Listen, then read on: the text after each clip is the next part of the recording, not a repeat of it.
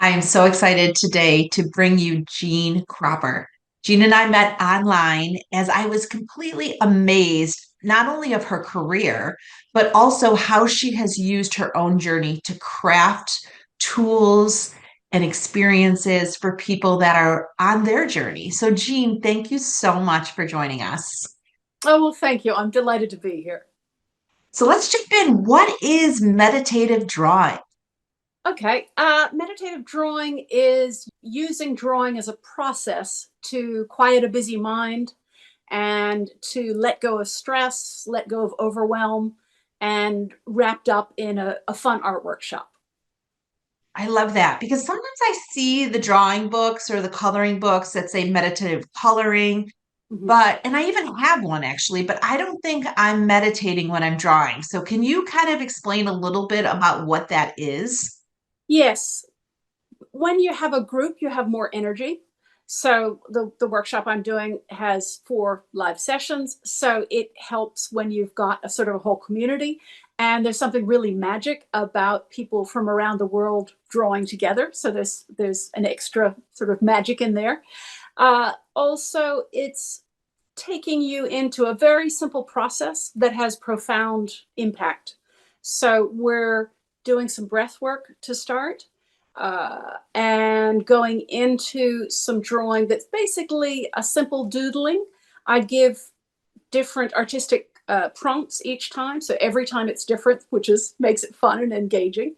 And so you don't need any art skills. I've had a recruiter who was in his 70s who worked for printers, no art skills, no art background. And he had to go at it and just dived in and did some wonderful drawings. And so it's using drawing as a process, not worrying about the end result, but you might really like what you do. And so it's fun, but it's gives your brain something to concentrate on so that all the worries or anxiety or plans for tomorrow can sort of drift away, and you can give your brain a little quiet time to just regroup and integrate what's going on in your life. I love that. I love that. And like most light workers and healers and energy practitioners that I talk with, they're doing amazing work because it's helped them in their own life. And I know you're no different to this. So, how did this come about for you? Because I see on LinkedIn, which is a platform that I use often, you have history, you have a trajectory of being in the art world. But how Mm-hmm. did you transform into this meditative art? Sure. Well, professionally, there's sort of the professional side and the personal side. The professional side, I've taught art workshops internationally for 30 years in the United States, in Canada, and all over Australia, which is where I live now. And I've written 3 books. They've sold over 30,000 copies. So I've had a whole history of teaching and communicating art skills to people. And always enjoyed the face to face and also just working online live with people. That's something that just it feels like what I'm supposed to be doing in the world. It gets me excited. It's one thing I really love. And on the personal side, I was married for a long time to I traveled around the world when I was 25 and ended up marrying an Australian. And I'm from Massachusetts, but have lived in Australia for the last 30 years. And he had a lot of family trauma that was unresolved, unaddressed. And we were together for 19 years. And towards the end of that time, he became an alcoholic and had a breakdown and became very volatile. So things got quite frightening. And my son and I moved out of our own home. And then I was raising our son basically alone in a foreign country. And that was really stressful. It was, yeah, very hard. And we were afraid of violence for about 10 years. And my husband slowly drank himself to death, which was really a horrific thing to just watch. He didn't want to go to counseling because I think he was afraid of the the background coming up again and having to face things that he'd gone through. That was heartbreaking and horrifying to watch somebody I'd loved go through just falling apart. But on the personal side, my son and I ended up with post traumatic stress, really bad insomnia, flashbacks, anxiety, difficulty concentrating. So, really hard, complex PTSD symptoms. And I couldn't concentrate to do the kind of art that I had done. I'd worked as a professional artist and sort of felt like, oh gosh, I just can't do perspective. I can't do what I think of as serious artwork, but I want to play. I want some creative fun. I want to tune into that side of myself. And I started doing collage and started sort of doodling and drawing patterns. And then I found drawing patterns was very common. And it was completely different from any art that I'd done before. But there was something rather satisfying and soothing about it. And I just started playing with it and playing with it, and then sort of developed it. And I thought, oh, I could do this with it. I could do that with it. I create patterns for greeting cards or covers of books, because I've bound books as well. But also I could just use it as doodling. And then I realized it was really useful to just quiet a busy brain. And so often at the end of the day, you're stressed, you're trying to go to sleep, but your brain's going, all the plans you've got for tomorrow, or this or that, or anxiety, or plans. And I just thought, whoa, I've got to short circuit that. And so I found that by doing the drawing that was something simple and repetitive, which sort of is satisfying in that it slowly builds up a page of pattern, was really satisfying and worked as a process to quiet a busy brain, to interrupt overwhelm, and reduce your stress level. And it was just useful to tame the symptoms of PTSD or high stress. And I thought, wow, okay, this might be something that would be useful to other people. And during COVID, all my face-to-face teaching had been canceled. And I was like, oh gosh, what am I going to do? So I taught myself to shoot video, I taught myself to edit video. And I thought, okay, well, why don't I go online? It would be another way to reach out and work with students. So I started connected with some people online and got connected to a lovely woman, Molly Millman, in Oregon. And she connected me with an arts group in Oregon. And I did a workshop with her arts group there. And then she said, oh, I'm in another arts group in California. You could do a workshop for them the next month. And so then I connected with them and started to teach online and learn the frustrations and the joy of that. And gradually realized it was a really lovely way for people to find connection. And I also started to integrate other mental health toolbox skills. So at the beginning of most of the sessions, we do a breathwork exercise, which helps lower your stress level and shifts the body from sort of fight and flight into activate the parasympathetic nervous system. So it calms you down. And I also include some groundwork exercises, which keeps you in the present. And then we just do the drawing. So it's some very sophisticated skills that if you just reuse and start integrating them in your life can have quite a profound effect. But the basic practice is really accessible and really quite easy. Oh my goodness, I love it. And I can think of all these use cases from, grievance centers to schools to women to people that are in shelters. I mean, just it's a plethora of opportunity to help people on their journey. I feel like meditation alone can be so daunting, and Yeah. mindfulness takes a long time to figure out, actually use meditation in a way that can benefit you. So the idea of putting crayons and markers and pens in people's hands and giving them a process to just release what is no longer serving them and even giving them space to just be is so magical. Yeah. I mean, basically, all you need is a few markers and either a art journal or some copy paper. So it's really low tech, not expensive. You don't have to go out and buy all sorts of fancy things. It's really simple. I had to be careful not to start getting more complicated and going, nope, want to make it easy. And I mean, last week I was working with a charity that supports kids who have arthritis and did some drawing with them. And the week before I worked with teachers right at the end of the school day. They were all busy and stressed out from their day. and I worked with them and just did an hour session. I've also done a session with charity workers in Kenya who help support people who have been through sexual violence. So lots of different groups. And I'm talking to some people who do an online health hub for veterans who've got PTSD and been through trauma. So I really enjoy people. And it's really lovely finding a way to connect and to give them skills that they can use and go on with and use, after the course is long gone. They've had the fun and they can keep going, but they will have skills themselves that they can use.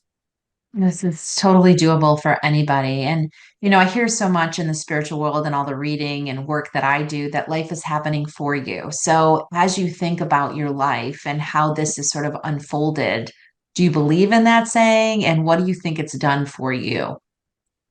Uh, yeah, I mean, it's always a struggle when someone sort of says you were given this struggle to get these skills, sort of thing. And but I think you can take control of your mental health, and you can take control of your moods by learning skills. And I think that's really important, to give people back that sense of control, that life doesn't have to happen to them, that they can choose how they respond, how they react, and that they don't have to be a victim of circumstances or mood, that you can turn things around. And of course, you need other kinds of healing too when you've been through serious trauma.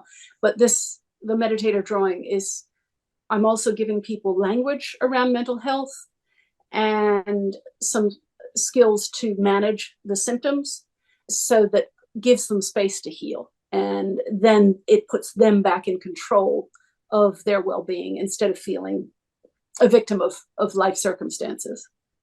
That's amazing. It gives you control of your mental health. So, drawing, creating that space, connecting with yourself through the work of your hand and your mind, and simple drawings give them control of their mental health, along with some other services. How profound. Who Yeah, knew?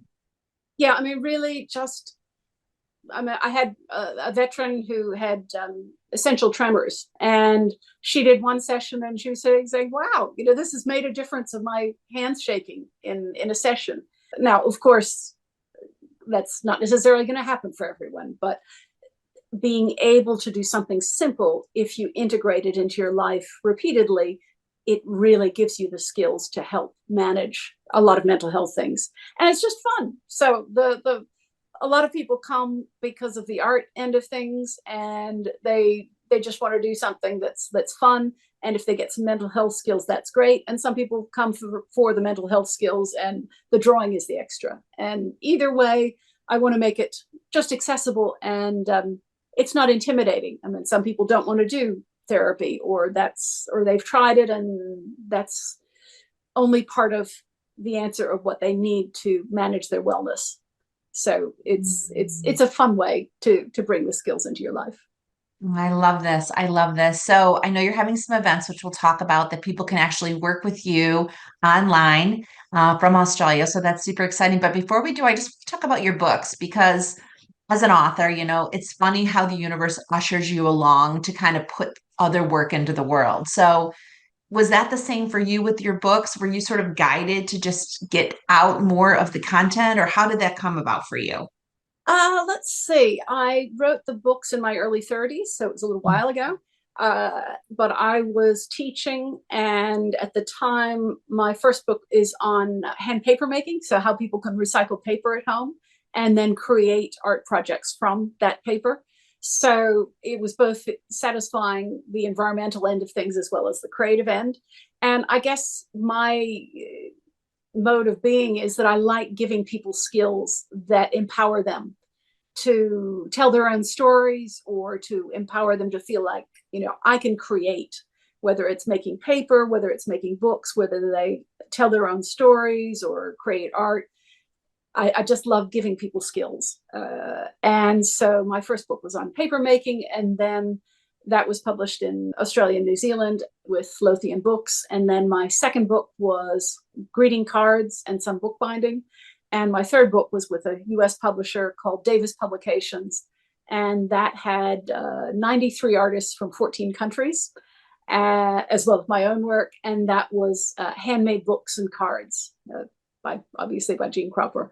And that was 148 pages, hardcover, and basically a lot of creative projects, giving people skills so they could tell their own stories using paper. This is amazing. I can see the thread in your journey, right? I can see the thread in your journey of how the universe has ushered you along at different times and phases to bring you to this point right now. And I think that I love it. I love seeing those dots come together, even when we go through some of life's challenging moments. It's amazing how, if you lean into the lesson and Yeah. into what is calling you, your life work emerges.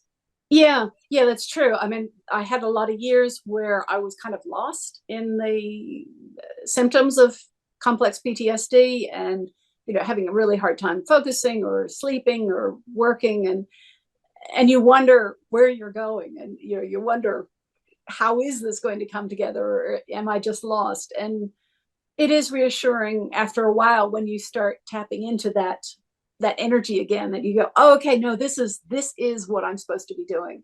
And yeah, just connecting online and working with people is really satisfying. And I guess that's my high. When I was teaching the kids with arthritis, and at one point I had them draw, what does anxiety feel like, and had them just scribble furiously on paper and get that energy out, that frustration.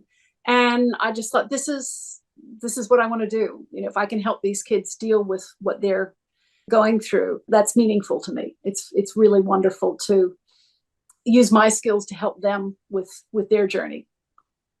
I love that. And I feel like that's how I use my life too. And I'm a big promoter of finding the darkness that you're holding and Mm-hmm. figuring a way to get it out. So whether you're doing Mm-hmm. tapping or Reiki or meditative drawing, whatever works for you is really the purpose of why I bring so many people forward, because I feel like we each can lean into what is calling us with the goal to illuminate our path. And so, Jean, I just love that you spent this time with us, that you're sharing your work with so many and with such powerful results. And tell us how we can work with you.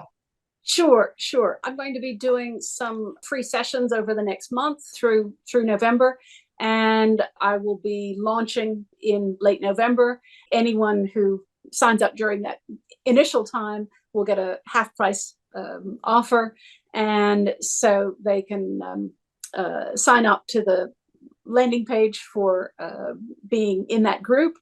And the first sessions, it's going to be a 4-week program with the breath work, with the grounding exercises, with some articles about trauma and stress and information that's useful, as well as the 4 live sessions that are part of the course. And then it can also be extended to 10 weeks. So there's the longer version that you could keep going if you want to. I love that. And we'll make sure we include the links below. So check that out. And then I'd also like to include it in the events page of Together We Seek, because I think all of us are looking for ways to center ourselves, to create more power from within, and to let go of what is no longer serving us. So, with that, Jean, I just want to say thank you so much for joining my community, Together We Seek, and sharing your life's work with us. Well, thank you. I'm very glad to be here.